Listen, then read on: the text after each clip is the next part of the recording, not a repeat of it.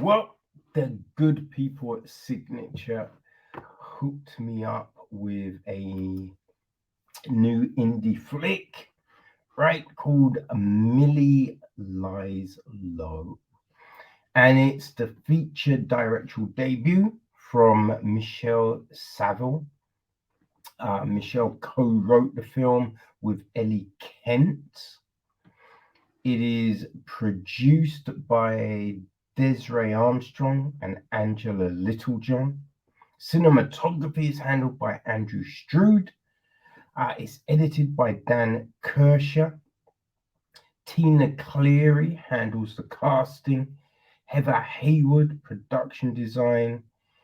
Amy Cookie Martin is art direction. Costume design is Sarah Beale and Gabrielle Stevenson. Makeup is Catherine Maguire. Production management, Tom Kelly and Helen Locke. And our cast. Well, we have got Anna Scotney. She plays Millie. Her mum is played by Rachel House. Her boyfriend, Henry, is played by Chris Alosio. Her best friend, Caroline, is played by Gillian Nugent. We've got Mel, played by Alice May Conley. Her old teacher is played by Sam Cotton. Yeah, and there's Cohen Holloway, who I forget who he plays. But the gist of the film, right, is this. Okay, so funny and moving in equal measures, Millie Lies Low is a heartwarming, unmissable comedy drama. After missing her flight to a prestigious internship, an anxiety-ridden architecture grad fakes being in New York while lying low in her hometown, scrounging for another ticket. Yeah, that's it, right? And listen, right? This is oh man, this film is kind of crazy, right? Is it crazy because it's good. It's very good. It's very well acted. Man, you get all the emotions from the cast here. And it is also really hard to watch. It's hard to watch because oh god, there's so many cringy cringy moments. Like you just feel for the character, which is pretty fantastic, because that means you're believing everything that you see. You know what I mean? Right? And you really do. You get just this sense of just dread and fear, right? Shame, embarrassment. It's all the emotions that you know Millie's going through, right? So we kind of start off with her on the plane, and then just suddenly this fear grabs her, and she's trying to get off the plane, just trying to get off the plane. Now, I will say, I think she's very lucky that she didn't get added to a no-fly list. You know what I mean? Because you hear about people just trying to grab doors and open them, and then you're not getting another flight, right? But she has to get off. Has to get off. Now, there's things you do wonder about, right? So, is this the first flight she's ever taken? You know what I mean? Because it's just like, is this something that never was there before? So she's taken other flights, never there, and all of a sudden she gets hit with this, you know? Or the first flight, so she just never knew, you know? So there is that aspect of it, which I kind of you wonder because you know, look, if she has flown before, like the fact that you're moving somewhere, you're going for a job. There's definitely a lot riding on that. So you can definitely feel that that would be this crazy thing for some people and they're gonna panic. You know what I mean? So there is that you do wonder about. And then you're just like, what is she doing? Because it's just this whole thing now of taking photos, like faking posts, just all of that. Even phone calls, right? Phone calls. Now there is something with the poster which you're just like, wait, how did none of these dum-dums figure that out?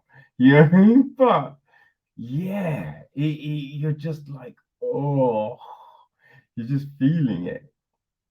And the other crazy thing about it, but she's sneaking around, right? It's kind of that one where people wonder how their funeral's gonna be, right? But you'll never know because you're gonna be dead when it happens.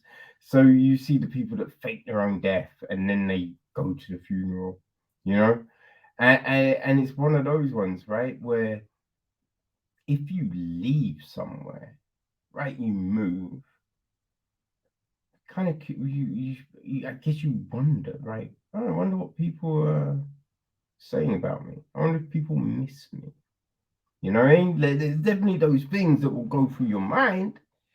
And she actually gets to kind of see in a weird way, right? She gets to see. And there's things that she will hear and see that,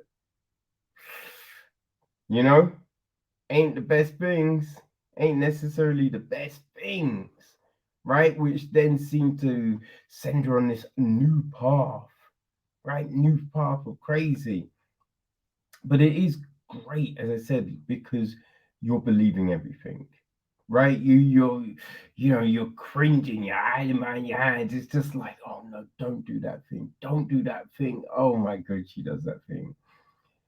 But it's like, yeah, you're with it. You're with it all the way through, right? And there's moments which you are fearing are gonna go somewhere. We don't always go to that place. We get some revisits, but it's interesting because also stuff that you perceive might not be true, right? Which makes it super interesting. There's revelations, there's all of that. You wonder about some of the things that we see, like, are these from choice or is it through necessity? Is it just, is what else were you gonna do? And I say that about, we get that about friendship and situations, but we also see, I feel, the embracing of things, right? We have these awkward conversations, which are good because you kind of think, yeah, they feel true, right? They feel like a situation that you might have with your mums, right? That all, you know what I mean? I think it helps with the authenticity of the film, of these moments, right? Because you're able to connect with it through that stuff, which, yeah, it's great. It's great. I really did enjoy it. It's cringy as fuck. You know what I mean? Man, you're just like, kid, what are you doing? But hey, it's definitely something that's gonna get you thinking, you know, and maybe, right, people might start having that conversation about the shit they put online, right, and the need for it, which not necessarily a bad thing for sure, right, right. But yeah, this is a very well put together piece. Very well put together piece. I definitely enjoyed it. It's it's there's moments of it that feel a bit like Kajillionaire, you know. Now I wouldn't say it's definitely not the same film, right? They're both very different, but there's kind of a sentiment that kind of runs through both of those films. Now, although it's meant to be a comedy, I didn't necessarily laugh, you know, didn't really laugh. But I don't know if it's meant, if it is that laugh out loud type of comedy. For me, it just felt like it's that thing which you can just smile at. Yeah, yeah, I know that situation. Ah, yeah, I've been there. You know, I feel it's one of those, but I definitely feel it's worth watching. If you like that slice of life type of thing, if you like those films that take kind of reality and give it a little spin, I think Millie Lies Low is going to be the film that you'll want to see. Okay, so it is now out on all your favorite VODs. So, yeah, there you go, people. Just my thoughts on this crazy shit, right? Just my thoughts.